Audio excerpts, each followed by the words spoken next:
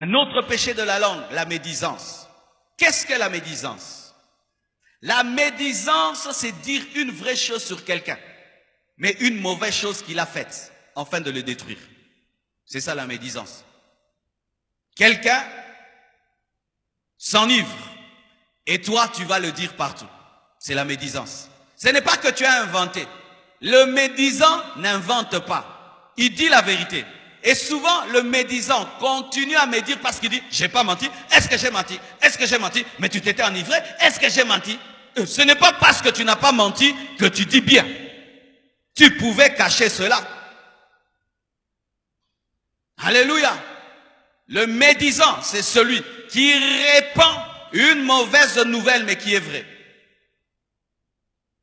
Tu vois le mal, au lieu de cacher ton frère et de l'aider en secret, tu vas sur les places publiques et tu commences à répandre. Tu sais, c'est un péché. C'est un péché. Pourquoi? La Bible dit, ne fais pas à l'autre ce que tu n'aimerais pas qu'on te fasse. Est-ce que toi, si on te retrouve dans un péché, tu aimerais qu'on le dise dans le monde entier? Non. Pourquoi tu le fais à ton frère?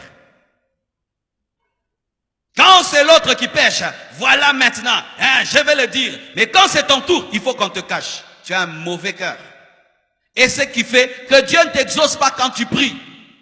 Parce que c'est un signe de manque d'amour et Dieu n'exauce pas la méchanceté. Dieu n'exauce pas un cœur méchant.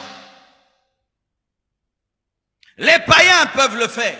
Mais nous, les chrétiens, nous croyons qu'un homme peut changer. Un homme peut s'enivrer aujourd'hui. Et puis demain, il se répand, il change.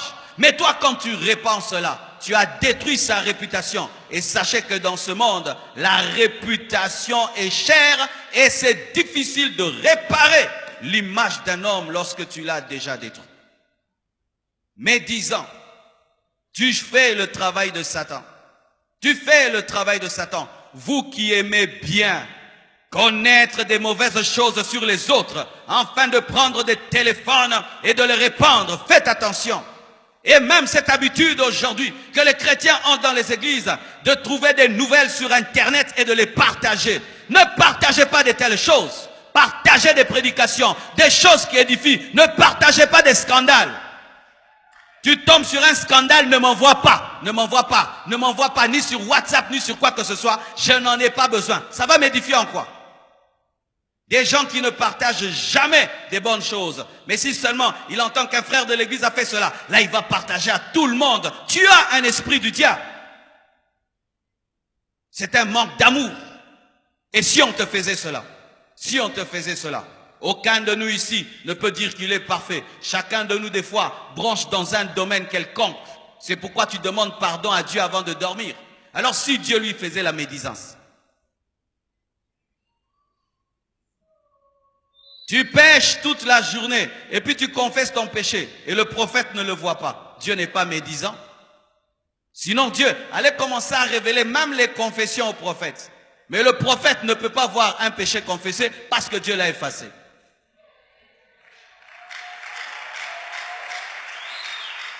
Alléluia.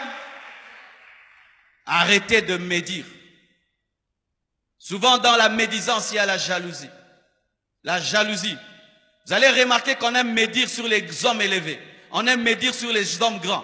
Quand tu vois quelqu'un qui aime médire que sur les hommes grands, c'est la jalousie. Il faut aussi médire sur le pousse-pousseur. Il faut aussi médire sur les gens qui ne sont pas connus. Mais quand la médisance n'est que sur les hommes grands, en soi, c'est la jalousie. Tu aimerais qu'ils te ressemblent, qu'ils descendent, qu'ils sont comme toi. C'est souvent la jalousie. C'est pourquoi vous voyez dans le monde, quand on fait des journaux, on parle plus des scandales des grands. Jamais des petits. Pourquoi? Ça ne va pas pousser les gens à acheter le journal. Médisance. Et quand vous faites maintenant des groupes de médisance, c'est la malédiction. Les chrétiens doivent faire des groupes de prière où vous vous rencontrez à trois, vous priez, vous jeûnez. Pas vous vous retrouvez, vous parlez du mal des gens, vous parlez des choses, tel a fait, tel a fait, tel a fait. Ça vous rapporte quoi? La médisance te vide spirituellement. Ça diminue la plénitude du Saint-Esprit. Je te dis, teste cela. Tu es rempli du Saint-Esprit après des moments de prière et puis tu médites. Tu vas sentir que la dose a diminué. Vrai ou faux? Vous savez pourquoi la dose diminue? Lorsque tu es rempli du Saint-Esprit et tu dis la parole et tu dis la vérité la plénitude augmente. Comme là, pendant que je prêche, je suis en train de parler, mais la plénitude ne diminue pas. Parce que je suis en train de dire la parole et la vérité. Mais si pendant que je prêche seulement, je commence à dire n'importe quoi, directement l'onction va diminuer. C'est toujours ça, c'est ça le principe. Et dans ta vie, quand tu es à la maison et tu ne fais que parler du mal des gens, toutes ces onctions que tu reçois dans la prière sont perdues pour rien. Tu n'as ni prêché avec, ni prié avec, ni imposé les mains à quelqu'un. C'est parti comme ça, en train de chip, chip, chip, chip, chip. Tu passes 3 heures du temps à genoux, affamé, pour que Dieu te oigne, et puis tu prends cette onction, tu la répands par terre. Tu n'es pas intelligent. Gardez vos langues. Lorsque tu vois le mal, garde ça pour toi. Fais-en un sujet de prière, un sujet d'intercession.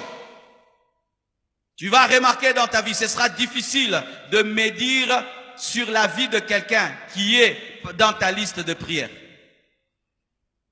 Si je prie pour un frère, afin que Dieu le délivre de l'homosexualité, jamais je vais me dire, parce que c'est un malade, c'est mon malade, je suis en train de prier pour que Dieu le délivre. Tu sais pourquoi tu médites sur les gens? Parce que tu ne pries pour personne. Tu es un chrétien sans amour. Tu ne pries pour personne. Tu n'as le souci de personne. Alors tu peux détruire la vie de tout le monde parce que tu n'as le souci de personne. Avez-vous déjà vu un médecin médire sur son malade? Les médecins, ils savent que même telle autorité a le sida, telle autre a ceci. Vous avez déjà entendu un médecin le dire? Jamais. Pourquoi? Il espère la guérison. Mais nous sommes plus que des médecins. Nous sommes le sel de la terre, la lumière du monde. Et tout ce temps que nous passons à dire le mal des autres empêche à Dieu de nous exaucer, mes frères. Quand vas-tu arrêter de parler mal? Quand vas-tu accepter